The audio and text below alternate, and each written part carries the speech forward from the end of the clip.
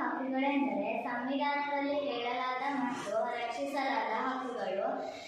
ಇವು ನಾಗರಿಕರಿಗೆ ನೀಡಿದ ಸಾಂವಿಧಾನಿಕ ಹಕ್ಕುಗಳಾಗಿವೆ.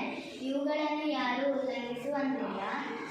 ವ್ಯಕ್ತಿಯ ವಿಕಾಸಕ್ಕೆ ಮತ್ತು ದೇಶದ ಅಭಿವೃದ್ಧಿಗೆ ಕೆಲವು ಸ್ವಾತಂತ್ರ್ಯಗಳು ಮತ್ತು ಮೂಲಭೂತ ಹಕ್ಕುಗಳು ಅನಿವಾರ್ಯ. ಆದ್ದರಿಂದಲೇ ಸಂವಿಧಾನವು ಪ್ರಜೆಗಳಿಗೆ 6 ಮೂಲಭೂತ ಹಕ್ಕುಗಳನ್ನು ನೀಡಿದೆ. ಅವುಗಳೆಂದರೆ ಸಮಾನತೆಯ ಹಕ್ಕು, ಸ್ವಾತಂತ್ರ್ಯದ ಹಕ್ಕು, ಶೋಷಣೆ ವಿರುದ್ಧದ ಹಕ್ಕು, ಧಾರ್ಮಿಕ ಸ್ವಾತಂತ್ರ್ಯ ಹಕ್ಕು, ಸಾಂಸ್ಕೃತಿಕ ಹಕ್ಕು, ಶೈಕ್ಷಣಿಕ ಹಕ್ಕು, ಸಂವಿಧಾನಾತ್ಮಕ ಪರಿಹಾರದ ಹಕ್ಕು. ಹಕ್ಕು ಸಂವಿಧಾನದಲ್ಲಿ ನೀಡಲಾದ ಸ್ವಾತಂತ್ರ್ಯದ ಹಕ್ಕು ಹೀಗಿದೆ: ವಾಕ್ ಸ್ವಾತಂತ್ರ್ಯ ಮತ್ತು ಅಭಿಪ್ರಾಯ ವ್ಯಕ್ತಪಡಿಸುವ ಸ್ವಾತಂತ್ರ್ಯ, ಶಾಂತವಾಗಿ ಸಭೆ ಸೇರುವ ಸ್ವಾತಂತ್ರ್ಯ, ಸಂಘ ಸಂಸ್ಥೆಗಳ ಸ್ಥಾಪನೆಯ ಸ್ವಾತಂತ್ರ್ಯ, ದೇಶದ ಎಲ್ಲೆಡೆ ನಿರ್ಬಂಧವಾಗಿ ಸಂಚರಿಸುವ ಸ್ವಾತಂತ್ರ್ಯ, ಭಾರತದ ಯಾವುದೇ ಭಾಗದಲ್ಲಾದರೂ ವಾಸಿಸುವ ಸ್ವಾತಂತ್ರ್ಯ, ಯಾವುದೇ ವೃತ್ತಿ, ಉದ್ಯೋಗ, ವ್ಯವಹಾರ, ವ್ಯಾಪಾರಗಳನ್ನು ಮಾಡುವ ಸ್ವಾತಂತ್ರ್ಯ.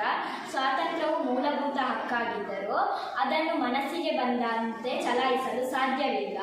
ಕೆಲವು ಸಂದರ್ಭಗಳಲ್ಲಿ ರಾಜ್ಯವು ವ್ಯಕ್ತಿ ಸ್ವಾತಂತ್ರ್ಯದ ಮೇಲೆ ನಿರ್ಬಂಧಗಳನ್ನು ಹೇರಬಹುದು ಎಂದು ಸಂವಿಧಾನವೇ ತಿಳಿಸುತ್ತದೆ.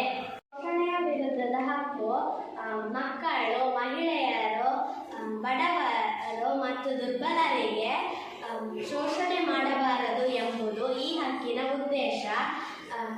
ಶೋಷಣೆಯನ್ನು ನಿಷೇಧಿಸಲು ಕೇಂದ್ರ ಮತ್ತು ರಾಜ್ಯ ಸರ್ಕಾರಗಳು ಅನೇಕ ಕಾಯ್ದೆಗಳನ್ನು ಜಾರಿಗೆ ತಂದಿವೆ. ಉದಾಹರಣೆಗೆ, ಜೀತ ಪದ್ಧತಿಯನ್ನು ನಿಷೇಧಿಸಲಾಗಿದೆ.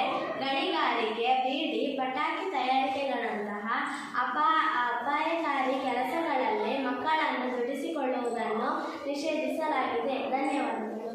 ಸ್ವಾತಂತ್ರ್ಯದ ಹಕ್ಕು ಭಾರತದ ಪ್ರಜೆಗಳೆಲ್ಲರೂ ತಮಗೆ ಇಷ್ಟವಾದ ಧರ್ಮವನ್ನು ಸ್ವೀಕರಿಸುವ ಮತ್ತು ಅನುಸರಿಸುವ ಹಕ್ಕು ಇಲ್ಲಿದೆ. ಸಾರ್ವಜನಿಕ ಶಾಂತಿ ಶಿಸ್ತು, ಆರೋಗ್ಯ, ನೈರ್ಮಲ್ಯಕ್ಕೆ ಧಕ್ಕೆ ಆಗಬಾರದೆಂದು ಇತರ ನಿಯಮಗಳನ್ನು ಗಮನಕ್ಕಿಟ್ಟುಕೊಂಡು ಮತಧರ್ಮವನ್ನು ಆಚರಿಸುವ ಹಕ್ಕು ಎಲ್ಲರಿಗೂ ಇದೆ. ಧನ್ಯವಾದಗಳು. ಮತ್ತು ಶೈಕ್ಷಣಿಕ ಹಕ್ಕು ಧಾರ್ಮಿಕ ಮತ್ತು ಭಾಷಾ ಅಲ್ಪಸಂಖ್ಯಾತರ ಹಿತಾಸಕ್ತಿಯನ್ನು ರಕ್ಷಿಸುವುದು ಈ ಮೂಲಭೂತ ಹಕ್ಕಿನ ಉದ್ದೇಶವಾಗಿದೆ. ಯಾವುದೇ ಜನರು ತಮ್ಮ ಭಾಷೆ, ಲಿಪಿ ಅಥವಾ ಸಂಸ್ಕೃತಿಯನ್ನು ರಕ್ಷಿಸುವ ಹಕ್ಕನ್ನು ಪಡೆದಿದ್ದಾರೆ. ಅಲ್ಪಸಂಖ್ಯಾತರಿಗೆ ವಿದ್ಯಾಸಂಸ್ಥೆಗಳನ್ನು ಸ್ಥಾಪಿಸಿ ಆಡಳಿತವನ್ನು ನಡೆಸುವ ಹಕ್ಕು ಇದೆ. ಆದರೆ ಭಾಷಾ ಮತ್ತು ಧಾರ್ಮಿಕ ಅಲ್ಪಸಂಖ್ಯಾತರ ವಿದ್ಯಾಸಂಸ್ಥೆಗಳು ರಾಜ್ಯದ ನಿಯಮಗಳಿಗೆ ಬದ್ಧರಾಗಿರಬೇಕು.